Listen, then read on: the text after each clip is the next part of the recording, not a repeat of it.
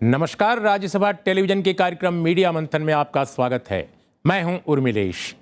Media मंथन के आज के अंक में हम बात करेंगे मीडिया की साख का जो संकट आज हमारे समाज में एक सामने आया है, उसको लेकर ये भी बात हो रही है कि क्या नियमन को लेकर नए सिरे से सोचने की ज़रूरत है।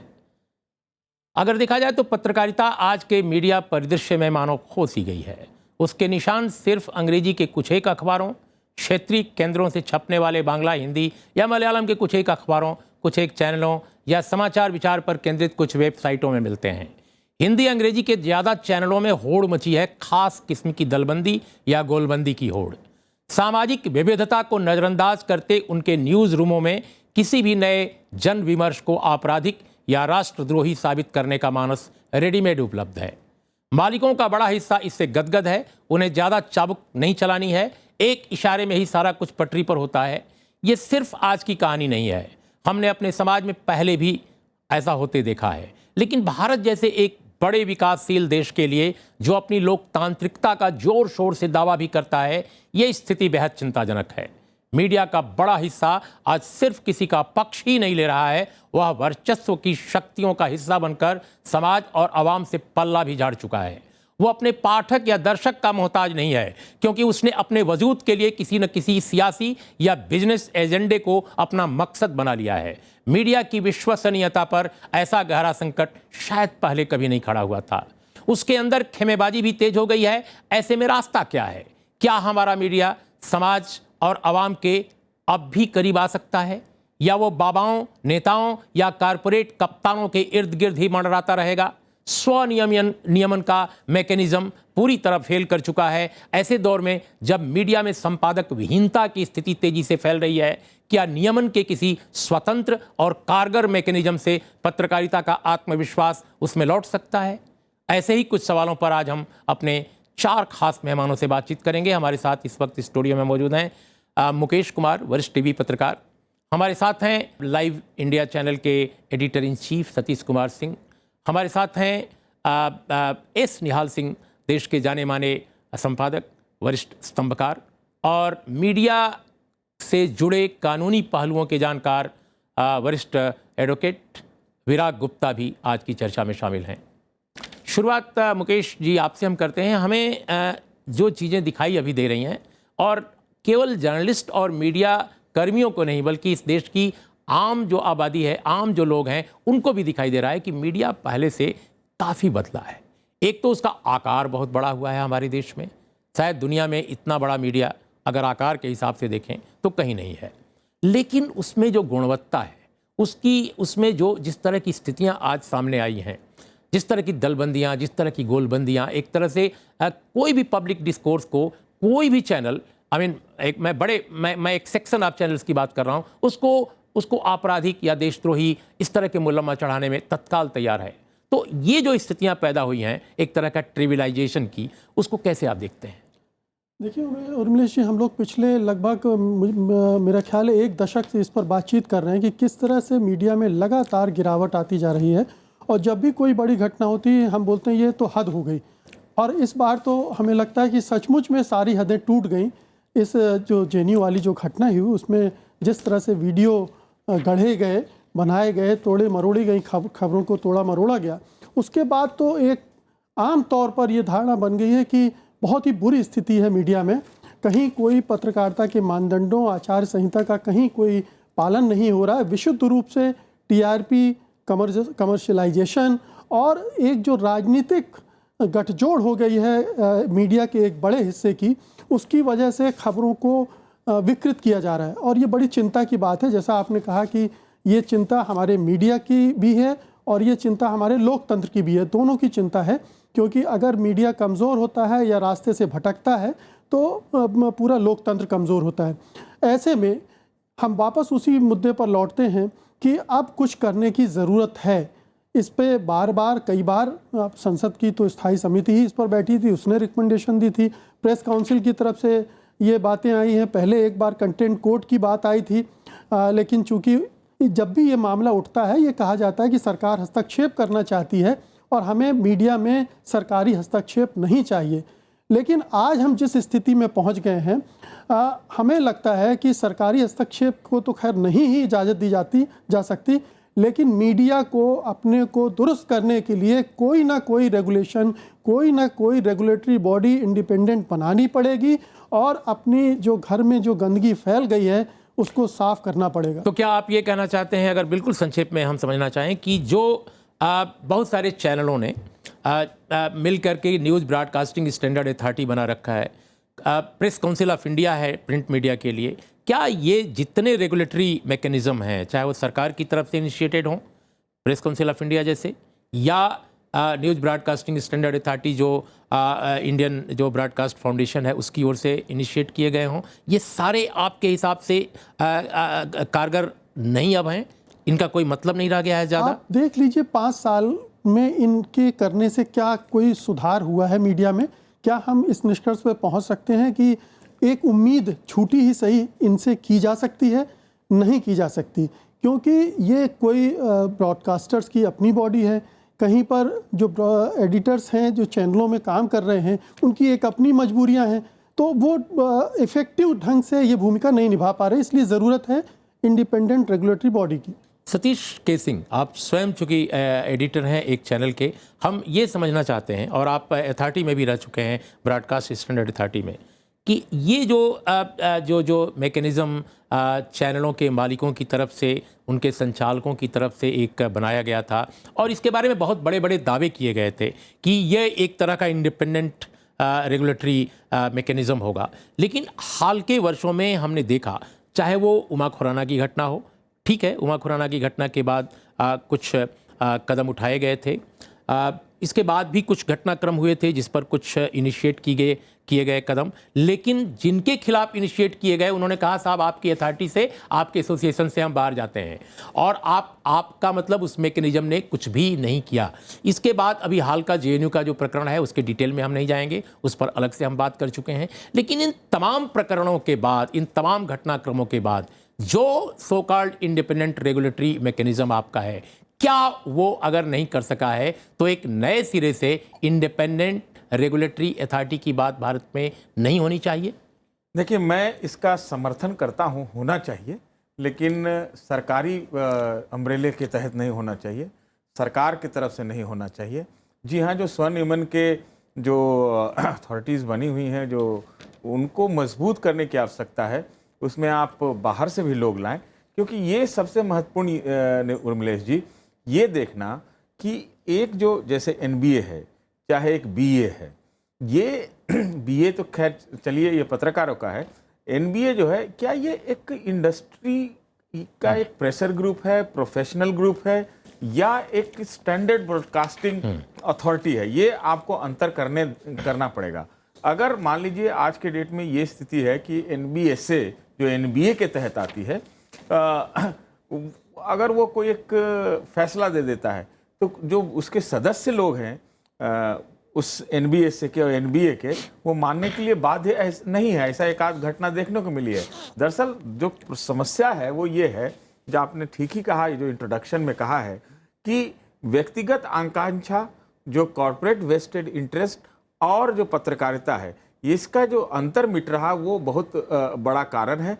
और ये जरूरी है कि जो स्वनियमन हो, जरूर हो, उसमें ताकत लानी चाहिए, और उसके जो चीज़ें वो कहता है, स्टैंडर्ड बनाता है, जो नियम कानून बनाता है, या फिर जो प्रैक्टिसेस हैं, उसके ऊपर वो बहुत अच्छे ढंग से काम करे, जो कि मेरे विचार से नहीं कर पा रहे। निहाल सिंह साहब, हम ये ज़रूर समझना चाहेंगे आपसे, क्योंकि आपके पास लंबा अनुभव है।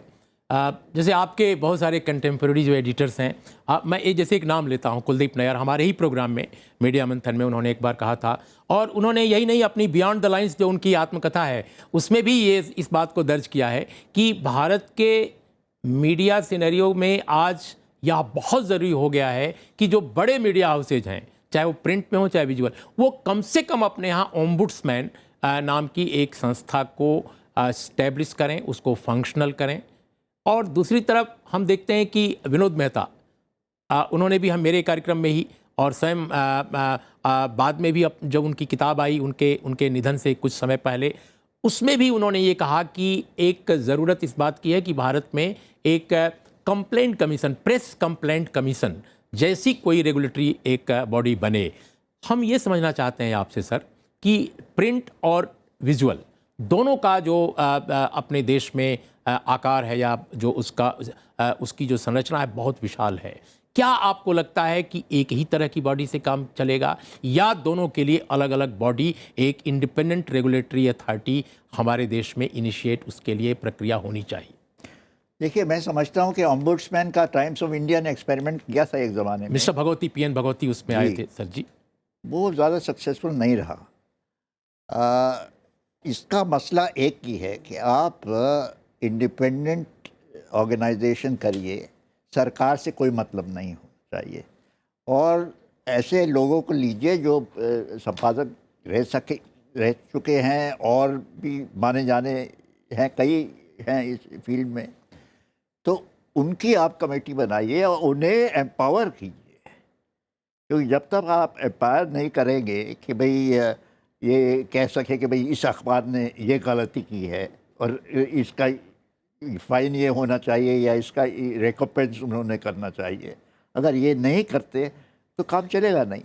क्योंकि अगर सरकार की स्पॉन्सरशिप हो तो बात ही शुरू में ही ख़त्म हो जाती है। जी सर, मैं इस कॉन्टेक्स्ट में ये मैं समझना चाहूँगा कि लेवसन रिपोर्ट जो ब्रिटेन में आई, यूके में आई, उसमें भी उन्होंने इंडिपेंडेंट रेगुलेटरी बॉडी रिकमेंड की और साथ में ये कहा, जैसा आप स्वयं कह रहे हैं, कि it should take an active role in promoting high standards including having the power to investigate serious breaches and sanction newspapers. इसके अलावा उन्होंने ये भी कहा कि a whistle blowing hotline should be established for journalist who feel under pressure to do unethical things. तो क्या हमारे देश में आप ये समझते हैं कि जो अभी मौजूदा सूरत हाल है उसमें मीडिया ऑर्गेनाइजेशंस की तरफ से, जर्नलिस्ट की तरफ से, एडिटर्स गिल्ड है, कहीं से कुछ इस तरह का डायलॉग सामने नहीं आ रहा है जैसा एक समय ब्रिटेन में हमने देखा लेवसन रिपोर्ट के रूप में? तो आखिर फ्यूचर क्या है? क्या ये ऐसे ही होता रहेगा और सभी खामोश बैठे रहेंगे? देखिए, ये इंडिविजुअल जो हैं, जर्नलिस्ट ले लीजिए और लोग ले लीजिए, पब्लिक सर्वेंट्स वगैरह हैं, वो तो कहते आए हैं और कहते रहेंगे कि भाई इंडिपेंडेंट बॉडी होनी चाहिए। पर मुसीबत ये है कि एक तो अखबार वाले मानेंगे, ओनर्स जो हैं, टेलीविज़न चैनल के ओनर्स, प्रिंट मीडिया के ओनर्स, वो मानेंगे? मुझे नहीं लगता मानेंगे, क्योंकि उनके पास इतनी पावर आ गई है अब, तो वो छोड़ना नहीं चाहते। ये तो सेल्फिश बात है, पर ये जाहिर है, तो कौन मानेगा? तो रास्ता क्या है?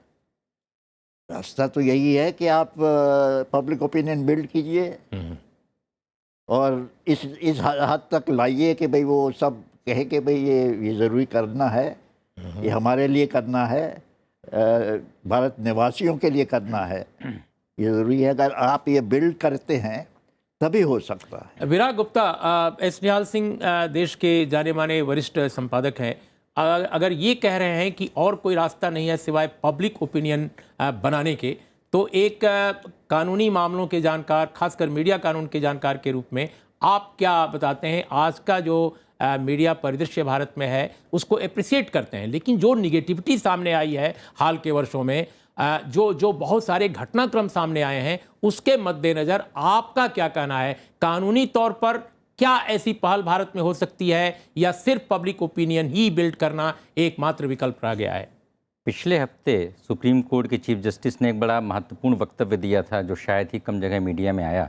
उन्होंने बोला कि देश में बहुत बड़ी समस्या यह है कि सोशल ऑडिट नहीं होता है महत्वपूर्ण विषयों पर, क्योंकि हम अमहत्वपूर्ण विषयों पर मीडिया पूरा ध्यान केंद्रित करता है।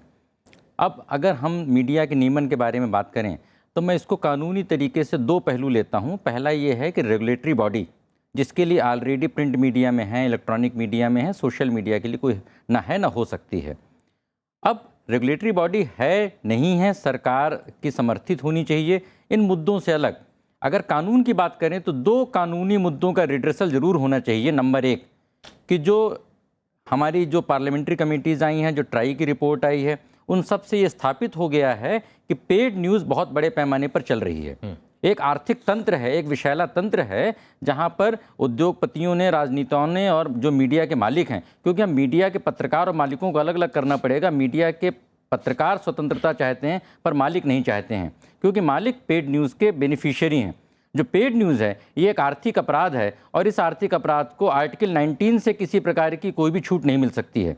तो मैं समझता हूँ कि इस सब की जांच के लिए एक जो कानूनी एजेंसियां हैं इनको खुला हाथ देना चाहिए। ये मीडिया की स्वायत्तता के भीतर ये नहीं आता। और दूसरा पॉइंट जो आप कह रहे थे, दूसरा पॉइंट ये है कि अगर कोई किसी को मीडिया से कंप्लेंट है तो उस कंप्लेंट के लिए, जैसा कि और हमारे जो पैनल एक्सपर्ट्स ने बोला है, एक उसके लिए अलग से एक बॉडी होनी चाहिए। उसके लिए जरूरी नहीं मीडिया की बॉडी हो, सुप्रीम कोर्ट के रिटायर्ड चीफ जस्टिस के तले एक बॉडी होनी चाहिए जो कि बोले कि भाई ये गलत क्या बात हुई है, आप इसके खिलाफ एक्शन लीजिए। विराग गुप्ता, जो आपने जो महत्वपूर्ण बात कही खासकर पेड न्यूज़ के कॉन्टेक्स्ट में, देखिए पार्लियामेंट की एक स्टैंडिंग कमेटी जो इंफॉर्मेशन टेक्नोलॉजी मिनिस्ट्री से रिलेटेड थी, मई 2013 में बाकायदा वेल रिसर्च्ड, अब तक की पार्लियामेंट्री कमेटीज़ की हिस्ट्री में मैं समझता हूं मीडिया पर उतनी शानदार रिपोर्ट अब तक नहीं आई। वो रिपोर्ट ऑलरेडी टेबल हो चुकी है और 2013 से लेकर अब तक मैं नहीं जानता कि मिनिस्ट्री ने उस पर, इस बीच में 2 सरकारें आई, पहली यूपीए की सरकार और अभी मौजूदा सरकार है, क्या हुआ उस कमेटी के रिकमेंडेशंस पर कोई नहीं जानता। मैं इस विषय पर भी आऊँगा कि जो रिकमेंडेशंस जितने हाल के दिनों में आए, चाहे ट्राई के हों, पार्लियामेंट ऑफ इंडिया के हों, उनका क्यों नहीं कुछ होता, इस पहलू पर हम जरूर अपने मेहमानों की राय लेंगे। लेकिन एक अंतराल अभी लेते हैं, इस अंतराल के बाद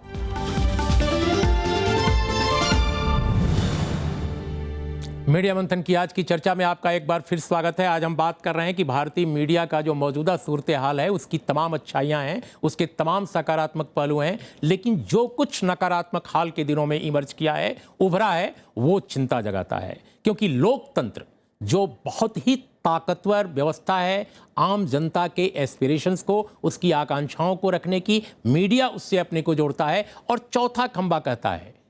मैं मुकेश जी आपसे ये समझना चाहता हूं, हमने 89 में भी देखा था, हमने 92 में भी देखा था, लेकिन उस दौर में भी काफ़ी विभाजन था मीडिया में, काफ़ी दलबंदी थी, काफ़ी गोलबंदी थी, उन्माद जैसा एक माहौल था न्यूज़ रूम में। उस वक्त भी हम लोग देखते थे। मैं आपको जिक्र कर रहा हूं मंडल के समय और फिर मंदिर के समय, मंदिर with in the court, Mandal with in the court. लेकिन आज का जो दौर है उसमें चूंकि इतने न्यूज़ चैनल, प्राइवेट चैनल्स हैं जो जनता से सीधे जुड़ते हैं, उनकी रीच बहुत है, उनकी पहुंच में तेज़ी बहुत है। आपको क्या लगता है, एक अजीब तरह का उन्माद जो समाज में दिखता है, कहीं वो न्यूज़ रूम में अगर पहुंचा है तो इसके पीछे कोई सोशियोलॉजी है क्या, कोई समाजशास्त्र है क्या मीडिया का? आखिर ये क्या वजह है कि सब कुछ जो समाज में चल रहा है न्यूज़ रूम में, उसकी एक्सेप्टेबिलिटी, उसकी स्वीकार्यता असंदिग्ध है? उर्मिला जी, आप कह रहे हैं कि जो समाज में चल रहा है वो मीडिया में आ रहा है। मैं इसे इस तरह से भी देखना चाहूँगा कि जो मीडिया दिखा रहा है उसकी वजह से भी समाज में इस तरह की चीज़ें हो रही हैं।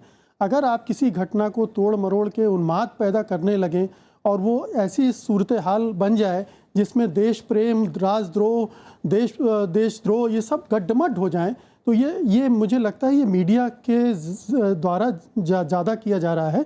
जनता के बीच बाद में पहुंचता है और वहाँ फिर विमर्श शुरू होता है और धीरे धीरे वो विभाजन वहाँ चौड़ा होता जा रहा है।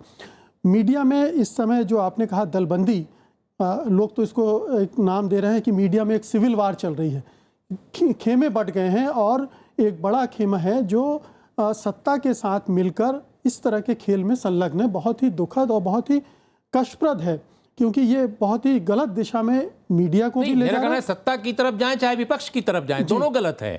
लेकिन किसी एक दल की तरफ अगर कोई जाता है, लेकिन जनता की तरफ जाना वो तो मीडिया का काम है, आवाम की तरफ खड़ा होना। हाँ, आवाम की तरफ खड़ा होना, लेकिन किन मुद्दों के लिए खड़ा होना और किस तरह की भूमिका निभाना उन मुद्दों को आकार देने में। अभी जो जनता से जुड़े जो मुद्दे हैं, जैसा आपने कहा कि दलितों पर इतने अत्याचार हो रहे हैं, उनका कहीं कोई जिक्र हमारे मीडिया में नहीं दिखता है। और आप अक्सर उठाते रहे ये बात कि न्यूज़ रूम के अंदर जिस तरह की विविधता है, सामाजिक विविधता है, उसमें ये शायद गुंजाइश बहुत कम हो जाती है, वो एक अलग समस्या है। लेकिन ये जो पूरी स्थिति बन रही है, मीडिया का जो चरित्र उभर के आ रहा है, वो हम देख रहे हैं कि उसकी ऑनरशिप, कारपोरेट दबाव मीडिया का अपनी बनावट, संरचना, इन सब की वजह से आ रहा है और उसका सत्ता के साथ गठजोड़।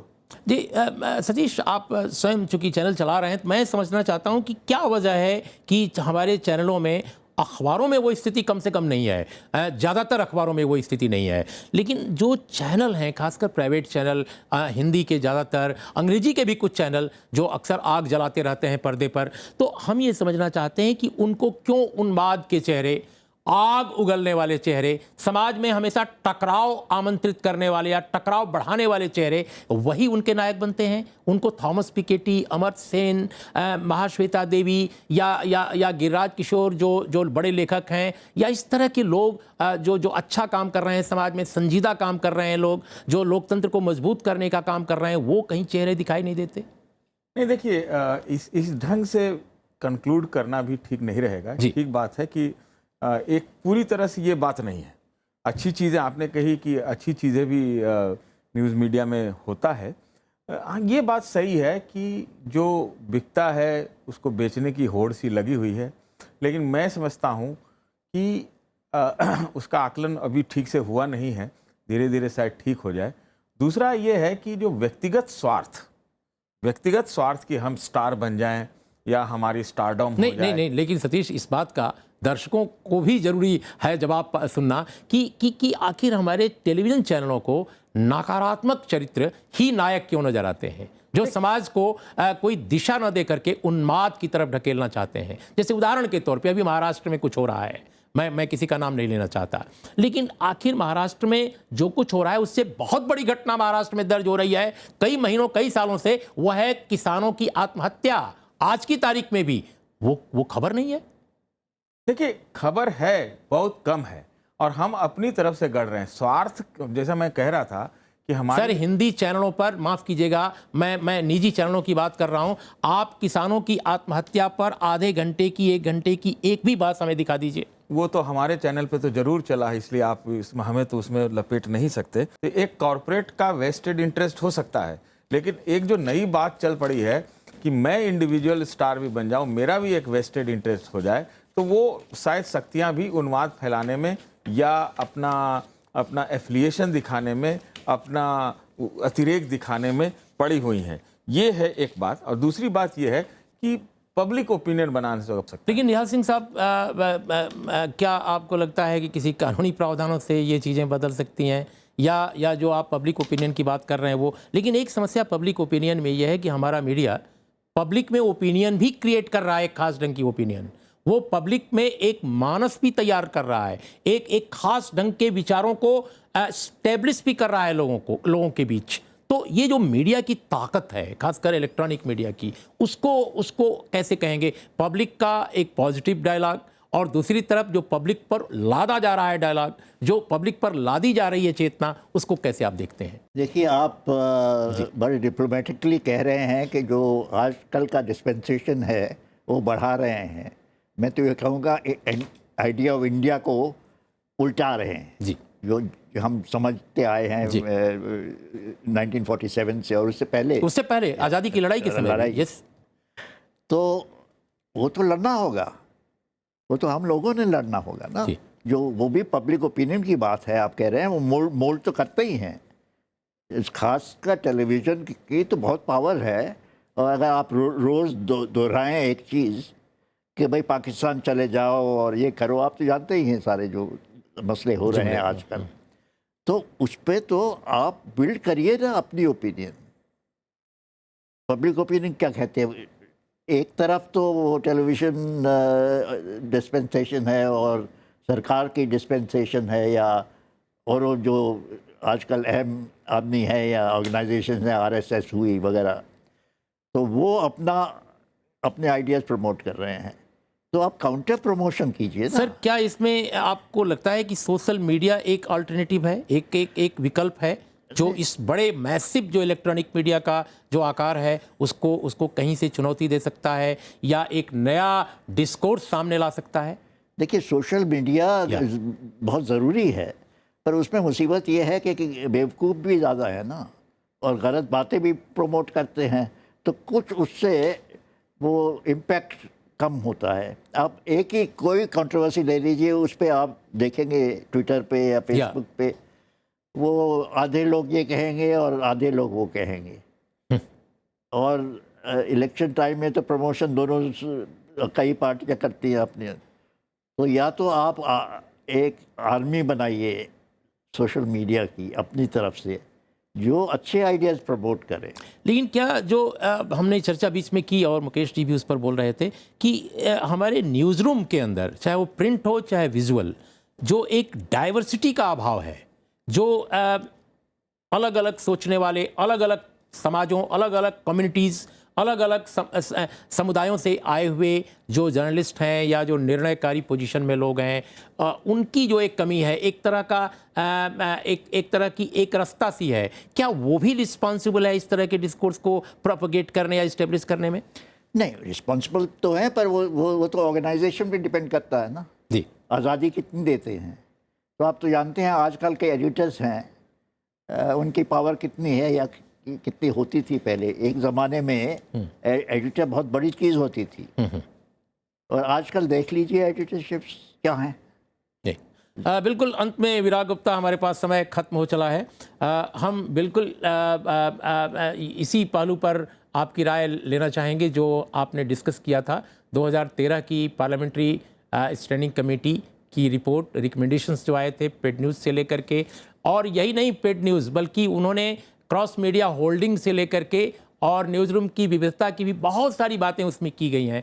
क्या आपको लगता है इतने सारे ट्राई का रिकमेंडेशन है, पार्लियामेंट का रिकमेंडेशन है, हमारे देश के जो बड़े एडिटर्स हैं, एस निहाल सिंह साहब हैं, कुलदीप नैयर साहब हैं, दिवंगत विनोद मेहता ने अपनी अंतिम किताब में बहुत सारी चीज़ें लिखी हैं, अपनी आप बीती भी लिखी है, तो मैं ये समझना चाहता हूँ कि आखिर कैसे भारत के मीडिया अपने कोर्स करेक्शन के लिए और बेहतर कंट्रीब्यूट समाज में वो करे, क्या रास्ता उसको अपनाना चाहिए? नंबर एक, मेरे हिसाब से कोई नियमन की व्यवस्था भविष्य में नहीं हो सकती है जिस तरह से सेंसर बोर्ड की अप्रासंगिकता के बारे में बात हो रही है।